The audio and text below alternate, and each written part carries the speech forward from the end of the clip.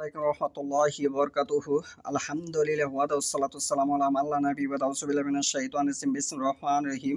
আন উকবা ইবনু আমির আন্না রাসূলুল্লাহি সাল্লাল্লাহু আলাইহি ওয়াসাল্লাম খারাজা ইয়াওমান ফাসাল্লা আলা আহালি উহুদ সালাতুহু আলাল মাইয়িত সুম্মা ইন সারাফা ইলাল মিম্বার ফাকালা ইন্নি ফারাতুকুম ওয়া আনা শাহিদুন আলাইকুম ওয়া ইন্নি ওয়াল্লাহি লা আনজুরু ইলা হাউস আন ওয়া ইন্নি কাদ উতিইতু মাফাতিহা খাসাইনিল আরজি আও মাফাতিহাল আরজি ওয়া ইন্নি ওয়া লিল্লাহি মা আখাফু আলাইকুম আন তুশরিকু বা'দি ওয়ালাকিন্নি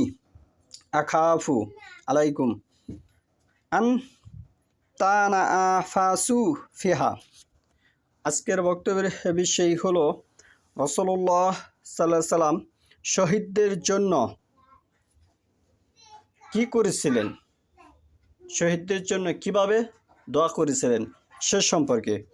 যারা শহীদ হয় আল্লাহ রাস্তায় তাদের জন্য রাসূলুল্লাহ সাল্লাল্লাহু আলাইহি ওয়াসাল্লাম কীভাবে দোয়া করেছিলেন সে সম্পর্কে আমি যে হাদিসটি তেলাওয়াত করেছি সহিহ বুখারীর 6 নম্বর খণ্ড, হাদিস নম্বর হচ্ছে 6426, হাদিস নম্বর হচ্ছে 6426। খুব মনোযোগ সহকারে শুনতে হবে। উকবা ইবনু আমির রাদিয়াল্লাহু আনহু হতে বর্ণিত, একদিন রাসূলুল্লাহ সাল্লাল্লাহু আলাইহি ওয়াসাল্লাম বের হলেন এবং উহুদের শহীদদের জন্য সালাত আদায় করলেন। উহুদের শহীদদের জন্য সালাত আদায় করলেন।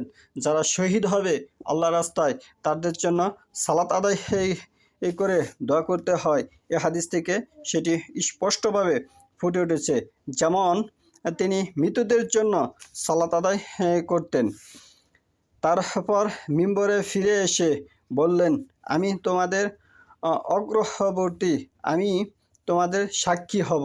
আল্লাহর কসম, নিশ্চয় আমি এখন আমার হাউসকে দেখেছি।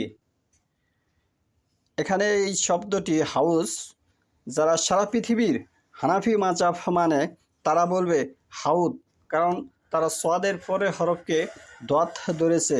কিন্তু পৃথিবীর যত কিতাব আছে, জাল জয়ীব থেকে শুরু করে যত কিতাব আছে সমস্ত কিতাবে লেখা আছে হাউস।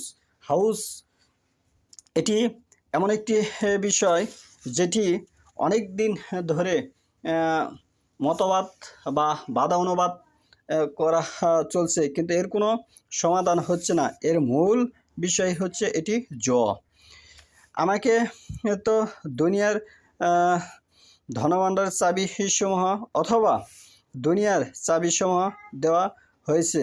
আল্লাহর কসম, আমি তোমাদের ব্যাপারে এর আশঙ্কা করছি না যে তোমরা আমার পরে শিরকে লিপ্ত হবে, এ আশঙ্কা আমি করি না। তবে আমি আশঙ্কা করছি যে তোমরা দুনিয়ার সম্পদ লাভের জন্য পরস্পরে প্রতিযোগিতায় লিপ্ত হবে। রাসূলুল্লাহ সাল্লাল্লাহু আলাইহি ওয়াসাল্লাম 1500 বছর আগে বলে গেছেন যে আমি তোমাদের জন্য এই আশঙ্কা করি না যে তোমরা শিরকে লিপ্ত হবে, কিন্তু আমি এই আশঙ্কা করি যে তোমরা দুনিয়ার সম্পদ লাভের জন্য পরস্পরে প্রতিযোগিতায় লিপ্ত হবে। বর্তমানে প্রেক্ষাপটে যেটি আমরা বিভিন্নভাবে দেখতে পাই, বোনেকে ওয়ারিশ দেওয়া হয় না, সে ধনী হবে এ বলে।